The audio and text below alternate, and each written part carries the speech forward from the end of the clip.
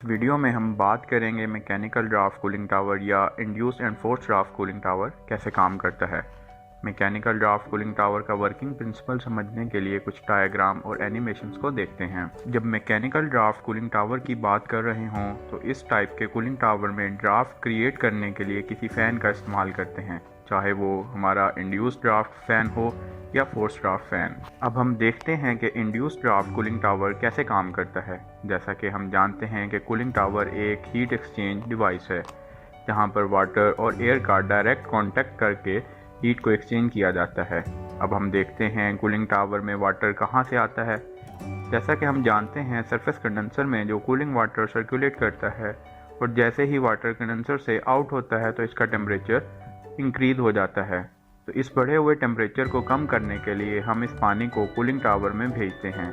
Condenser से निकलने वाला पानी हम कूलिंग टावर इनलेट लाइन या राइजर लाइंस के ज़रिए कूलिंग टावर में भेजते हैं। इस डायग्राम में आप टी शेप का वाटर हेडर देख सकते हैं।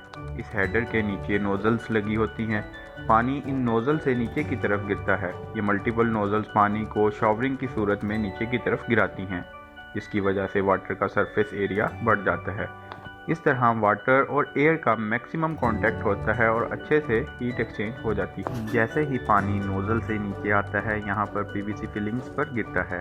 इस पीवीसी फिलिंग्स की कंस्ट्रक्शन की अगर हम बात करें तो ये देखने में हनीकॉम्ब जैसा नज़र आता है।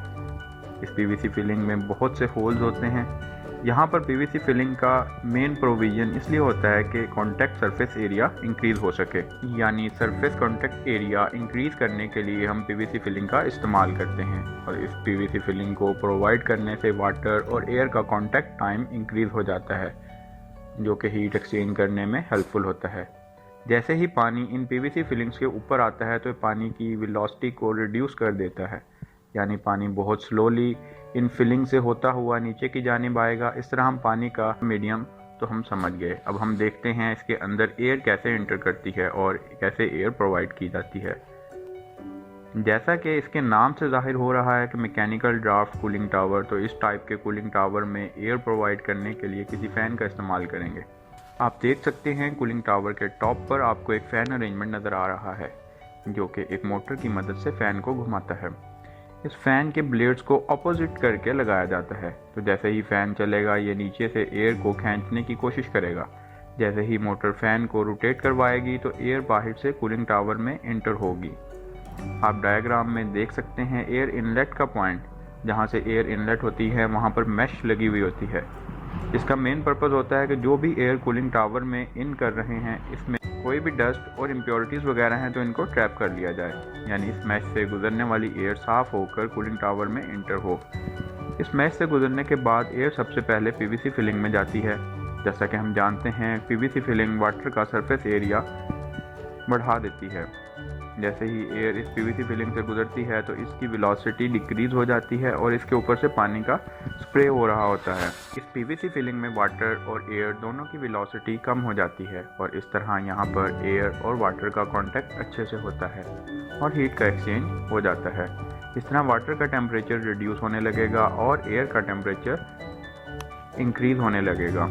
इस तरह ये एयर अपने साथ ही लेकर फ़ैन से बाहर की तरफ निकल जाएगी और पानी का टेम्परेचर कम होकर पानी वाटर सम्प में आ जाएगा या बेसन में आ जाएगा। इस तरह सम्प में कोल्ड वाटर दस्तयाब रहेगा। इस सम्प के बॉटम में एक पंप लगा होता है जिसको हम मेन कूलिंग वाटर पंप कहते हैं, यानी MCW पंप कहते हैं। इस पानी को हम इस MCW पंप की मदद से फिर से कंडेंसर में भेज देते हैं। इस तरह कंडेंसर इनलेट में ठंडा पानी जाता है और आउटलेट से हॉट वाटर वापस कूलिंग टावर में एंटर करता है। इस तरह कूलिंग टावर में ऊपर से पानी आया और नीचे से एयर आई, दोनों का कांटेक्ट हुआ और हीट का एक्सचेंज हो गया। जब एयर कूलिंग टावर से बाहर की जानिब निकलती है तो वहाँ पर एक ड्रिफ्ट एलिमिनेटर लगाया जाता है। ड्रिफ्ट क्या होता है पहले ये देख लेते हैं। जैसे ही एयर ऊपर की तरफ जाएगी तो कुछ अमाउंट में वाटर ड्रॉपलेट्स को भी साथ लेकर जाएगी। एयर अपनी फोर्स की वजह से कुछ वाटर ड्रॉपलेट को साथ लेकर चलेगी। जो भी वाटर ड्रॉपलेट्स एयर के साथ मूव करते हैं इसको हम ड्रिफ्ट कहते हैं। और इस ड्रिफ्ट यानी वाटर ड्रॉपलेट को रिमूव करने के लिए हम लोग एक सिस्टम लगाते हैं जिसको ड्रिफ्ट एलिमिनेटर कहते हैं। एलिमिनेट का मतलब होता है रिमूव कर देना। या हटा देना। जो भी वाटर ड्रॉपलेट हैं इनको रिमूव करने के लिए हम ड्रिफ्ट एलिमिनेटर का इस्तेमाल करते हैं। ड्रिफ्ट एलिमिनेटर कुछ इस शक्ल का होता है। जैसे ही एयर इस एलिमिनेटर से पास होती है तो इस एयर में मौजूद वाटर पार्टिकल को यहाँ पर ट्रैप कर लिया जाता है, यानी यहाँ से जो भी एयर निकलेगी वो प्योर एयर ही होगी। अगर एलिमिनेटर ना इस्तेमाल किया जाए तो कूलिंग टावर में इवेपोरेशन लॉसेस बढ़ जाते हैं। अब हम सम्प या बेसन की बात कर लेते हैं कि इसमें क्या क्या चीज़ लगी होती है। बेसन में एक मेकअप वाटर की लाइन लगी होती है जिसके साथ फ्लोट वाल्व होता है जो कि बेसन के लेवल को मेंटेन करता है। बेसन के बॉटम में एक ड्रेन वाल लगाया जाता है जो कि बेसन को खाली करने के लिए इस्तेमाल होता है।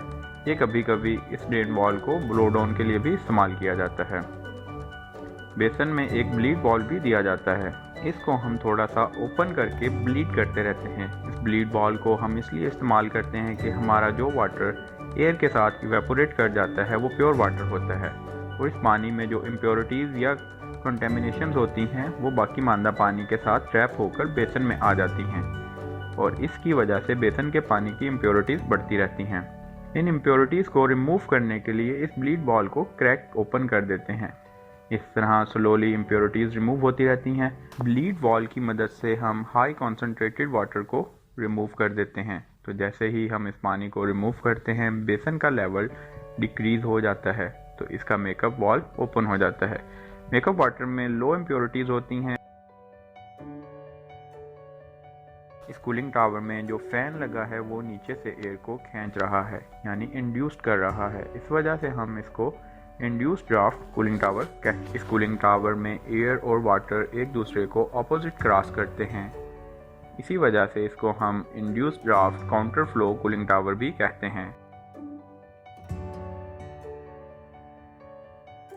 अगर हम फैन को टॉप पर लगाने के बजाय साइड पर लगाएं और एटमॉस्फेयर से एयर सक करके हाई प्रेशर से कूलिंग टावर में फ्लो करवाएं तो इसको हम फोर्स ड्राफ्ट कूलिंग टावर कहेंगे।